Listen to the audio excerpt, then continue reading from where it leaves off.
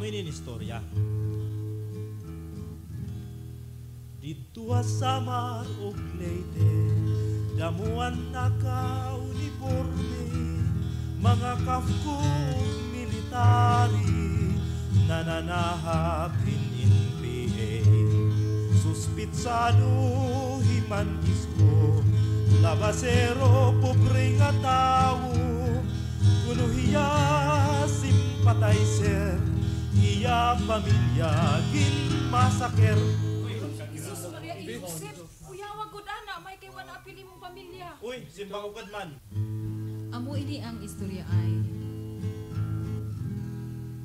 kun kamo makato sa amon duog sang mga hiligay nun, matahong ka na kung tulugon apang kabuhin namon manulong, maniwa nga kabataan sang mamumugon sa katubuhan, kaimulon walay katapusan sa katubuhan nga daw luluban. Jesus! Ingani mo goodbye. Dito dapit sa mga sukuanon, mamumuon nagkatipon, nagkamahalang palaliton, apan sweldo ubos ihapon.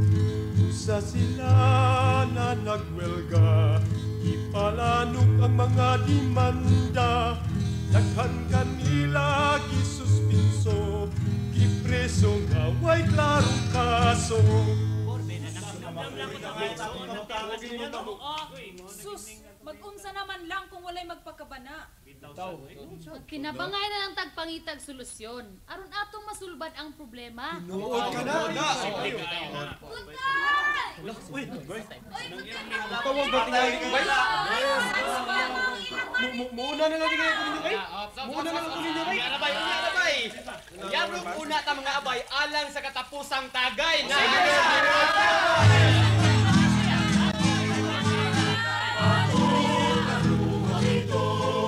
Ang malitaw sa atong panahon, sa kabisayran, ang kulagway ay nalisod nagkalaiyang dagway. Atong karuhidon, ang malitaw sa atong panahon.